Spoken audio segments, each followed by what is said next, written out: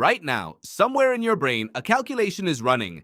It started the moment you saw someone else's life, their apartment, their body, their job, their relationship. And before you could even think, you already knew where you ranked. That is not a flaw. That is ancient machinery doing exactly what it was built to do.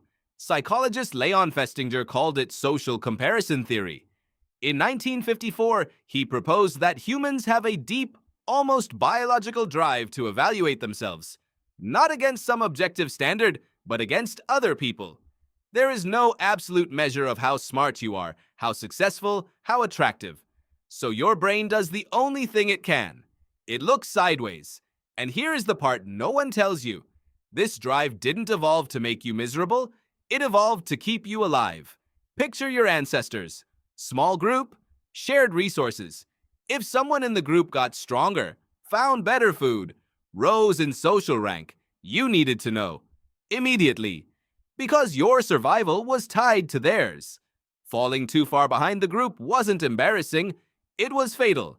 So the brain that obsessively tracked where it stood relative to others, that was the brain that survived. You inherited that brain. Every single one of us did. But here's where it breaks. Festinger observed that people naturally compare themselves to those who are slightly above or below them, what he called similar others. Your neighbor, your colleague, your friend from school. That kept the feedback useful, manageable. Then the internet happened. Now your brain, wired for a group of 150 people, is being asked to compare itself to 8 billion. It sees the highlight reel of every person who has ever photographed their best moment and posted it. And it still runs the same ancient calculation.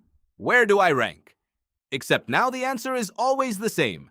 Somewhere near the bottom of infinity. Researcher Sherry Turkle at MIT spent years studying what constant comparison does to people. She found that we don't just compare our outcomes, we compare our inner lives, our messy, uncertain, private selves, to the polished public versions of everyone else. And that gap, the gap between who you actually are and who everyone else appears to be, feels like failure, even when it isn't real. Here's what makes it worse. The comparisons that hit hardest are almost never about strangers. They're about people like you, someone in your field, your age, your city, someone who started where you started. Upward comparison, psychologists call it, looking at those just ahead and feeling the sting. It's not envy exactly, it's more like a warning signal, a voice that says you should be further along. That voice was useful once. On the savannah, it pushed you to hunt harder, to build stronger alliances, to not get left behind. But it was calibrated for a world where progress was visible, where the gap between you and the next person was measured in days or seasons, not the compressed illusion of an Instagram grid. You cannot turn this off. The research is clear on that. But you can change what you compare.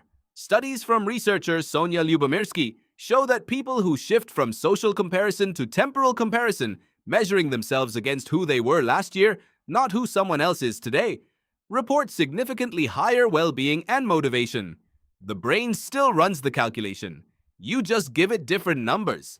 So the next time that ancient machinery kicks on, the next time you feel yourself measuring your life against someone else's highlight reel, remember what you're actually feeling. It's not weakness. It's not failure.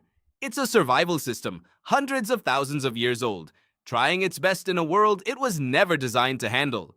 The comparison never really stops. But now you know what it is. And that changes everything.